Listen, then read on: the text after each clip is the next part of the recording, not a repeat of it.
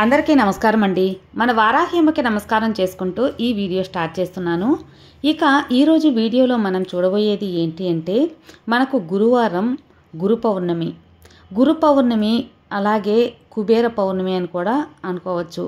చాలా పవర్ఫుల్ అయిన డే. అందులో మనకు గురువారం రావటం చాలా విశేషం ఈ గురు పౌర్ణమి.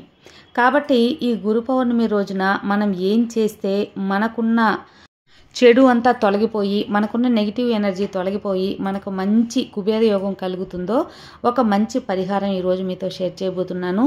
చాలా సింపుల్ అయిన పరిహారం, అదేవిధంగా చాలా శక్తివంతమైన పరిహారం కూడా. అందరూ చేసుకోదగ్గదే. మన ఇంట్లో ఉన్న వస్తువులతోనే ఈ పరిహారం చేసినప్పుడు మనకు గురుబలం అనేది కలిగి మనకున్న చెడు ఎనర్జీ అంతా పోయి పాజిటివ్ ఎనర్జీ ఫామ్ అవటమే కాకుండా కుబేర యోగం, ధనయోగం అనేది కూడా కలుగుతుంది. ఇక ఆ పరిహారం ఏంటి, గురు పౌర్ణమి రోజు ఎప్పుడు ఎలా చేయాలి, అందుకు కావలసిన వస్తువులు ఏంటి, ఎలాంటి నియమాలు పాటించాలి, ఇవన్నీ కూడా ఈ వీడియోలో మీతో షేర్ చేయబోతున్నాను. వీడియోలోకి వెళ్ళబోయే ముందు మన ఛానల్ ఎవరైనా ఫస్ట్ టైం చూస్తున్నట్లయితే సబ్స్క్రైబ్ చేసుకోండి. మన వీడియోస్ నచ్చినట్లయితే లైక్ చేసి మరికొంతమందికి షేర్ చేయండి. ఇక గురు పౌర్ణమి మనకు ఈ జూలై 10వ తేదీ గురువారం రోజు వస్తుందండి. గురువారం రోజు ఎర్లీ మార్నింగ్ 2:30 నుంచి మనకు ఈ పౌర్ణమి తిథి అనేది స్టార్ట్ అవుతుంది. కాబట్టి 10వ తేదీ అంటే గురువారం రోజు పూర్తిగా పౌర్ణమి తిథిని మనం పాటించవచ్చు, రాత్రి 12 గంటల వరకు కూడా. కాబట్టి ఈ యొక్క పౌర్ణమి తిథిలో పాటించవలసిన మనం పూజలు కానీ లేదా ఇతర పరిహారాలు కానీ ఆ రోజు పూర్తిగా మనం పాటించి మనం ఫాలో అవ్వచ్చు.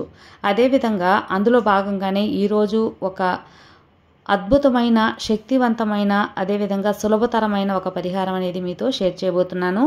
ఈ పరిహారం చేసినప్పుడు మనకున్న కష్టాలు కానీ, బాధలు కానీ, చెడు అనేది కానీ, నెగిటివిటీ ఇలాంటివన్నీ కూడా ఏదైతే మనకు దూరం చేసుకోవాలనుకుంటున్నామో ఆ నెగిటివిటీ, చెడు అంతా పోయి మంచి చేకూరుతుంది, గురు బలం చేకూరుతుంది, లక్ష్మీ కటాక్షం, కుబేర యోగం, ఇలా ఎన్ని పదాలు ఉంటే అన్నీ కూడా చెప్పుకోవచ్చండి. అంత పవర్ఫుల్ అయిన ఒక నీటి పరిహారం అనేది మీతో షేర్ చేయబోతున్నాను. ఈ పరిహారానికి మనకు కావాల్సింది 1 గ్లాసు నీళ్లు, ఒకే ఒక గ్లాసు మంచినీరు అనేది కావాలి. మంచినీరు అనేది మనం ఒక గ్లాసులో, గాజు గ్లాస్ అయితే బెటర్ అండి. ఇలాంటి పరిహారాలకి కొన్నింటికి గాజు అనేది ట్రాన్స్పరెంట్గా ఉంటుంది కాబట్టి మనకు గాజు గ్లాస్ అనేది చాలా పవర్ఫుల్గా వర్కౌట్ అవుతుంది. కాబట్టి ప్రతి ఒక్కరు కూడా ఈ పరిహారాలకి ఒక గాజు గ్లాస్ అనేది ఎత్తిపెట్టుకోండి. ఇందులో ఒక 5 రకాల వస్తువులు అనేది మనం వేసి పెట్టాలన్నమాట. ఆ వస్తువులు ఏంటి అంటే, ఒకటి అన్నీ కూడా ధనాన్ని వశం చేసి ఒక ధనవశ వస్తువులని కూడా చెప్పుకోవచ్చు. అందులో మొట్టమొదటిది దాల్చిన చెక్క.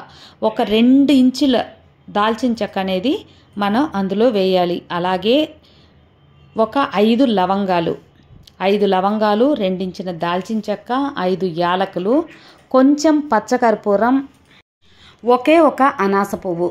మీరు చూసుకుంటే అనాస పువ్వు కానీ, యాలకులు కానీ, దాల్చిన చెక్క, లవంగాలు, పచ్చకర్పూరం అన్నీ కూడా లక్ష్మీ స్వరూపాలైన ఒక వస్తువులు. అంతేకాకుండా ధనాన్ని వశం చేసే ఒక మంచి సువాసనాభరితమైన వస్తువులు అన్నమాట.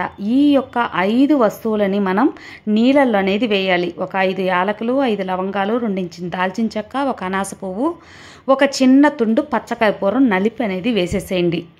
ఈ యొక్క నీటిలో వేసినప్పుడు వీటితో పాటుగా కొంచెం పన్నీర్ కానీ, రోజ్ వాటర్ కానీ కూడా వేసుకోవచ్చు. మీరు ఇంకా మంచి సువాసనభరితంగా ఉండాలి అంటే నీటి బదులు పన్నీర్ కూడా పోసుకోవచ్చు అనమాట. అంటే మనకు రోజ్ వాటర్ అని చెప్పి ఫ్యాన్సీల్లో అమ్ముతూ ఉంటారు. రోజ్ వాటర్ కూడా ఒక 1/2 బాటిల్ అనేది పోసేయచ్చు, లేదా నీళ్ళల్లో కూడా కొంచెం మిక్స్ చేసుకోవచ్చు. ఎలా అయినా సరే మీ ఇష్టం. ఒక బాటిల్ తెచ్చి పోసేసుకున్నా పర్లేదు, లేదా నీళ్ళల్లో కొంచెం యాడ్ చేసుకున్నా కూడా పర్వాలేదు. ఈ యొక్క 5 వస్తువులు మీరు ఆ నీళ్ళల్లో వేసేసి మూతబెట్టి కనీసం 3 గంటల సేపు అయినా అలాగే నాననివ్వండి. లేదా ఉదయాన్నే మీరు నానబెట్టేసి స్నానం చేశాక ఊరబెట్టేసే నీళ్ళల్లో ఆ వస్తువుల్ని మూతబెట్టి మీ యాజ్ యూజువల్గా మీ పనులు అనేవి చూసుకున్నా కూడా మీరు ఈవినింగ్లో కూడా మంచి ఆ యొక్క ఫ్లేవర్స్ అన్నీ కూడా అందులో బాగా దిగిపోయి ఉంటాయి. కాబట్టి వాటిని వడకట్టేసుకొని ఆ వాటర్ మాత్రం మీరు ఫస్ట్ మీ పూజ గదిలో 4 మూలలు చల్లండి. అలాగే గడప, మెయిన్ గడప ఉంటుంది కదా, మెయిన్ గడప దగ్గర చల్లండి. మీ అన్ని ఇంట్లో కూడా కొంచెం కొంచెం స్ప్రెడ్ చేసుకుంటూ ఉండండి. మీ బాల్కనీలో కానీ, వరండాలో కానీ, ఎన్ని గదులుంటే అన్ని గదుల్లో కానీ, ఒకవేళ ఇంకా ఎక్కువ ఉండి మిగతా అయిపోతే చక్కగా ఏదైనా చెట్టు మొదట్లో కూడా పోసేయచ్చు అన్నమాట. మెయిన్ వాకిట్లో అంటే మెయిన్ గడప ఉంటుంది కదా, గడప దగ్గర కూడా మీరు ముఖ్యంగా గడప అంతా కూడా చక్కగా చల్లుకోవాలి. ఎందువల్లంటే గడప అనేది లక్ష్మీ స్వరూపంగా మనం భావిస్తూ ఉంటాం. ఆ లక్ష్మీ స్వరూపమైన ఆ గడప మీద పెట్టినప్పుడు ఎప్పుడైతే మనకు లక్ష్మీదేవిని స్వాగతిస్తున్నాం ఇంట్లోకి అన్నంత అర్థం అనేది ఉంటుంది. కాబట్టి ఇలా ఈ యొక్క 5 వస్తువుల్ని మనం నానబెట్టి వాటిని ఇంట్లో స్ప్రెడ్ చేసినప్పుడు మనకున్న చెడు పోయి లక్ష్మీదేవికి ఆహ్వానం పలుకుతుంది, మీకు కుబేర యోగం కూడా కలుగుతుంది. ఇలాంటి పౌర్ణమి, అమావాస్య ఇలాంటి తిథుల్లో మనం ఏ పరిహారాలు చేసుకున్నా సరే చక్కటి ఫలితం అనేది ఉంటుందండి. ముఖ్యంగా దీనికి రూల్స్ అంటూ ఏమీ లేదు.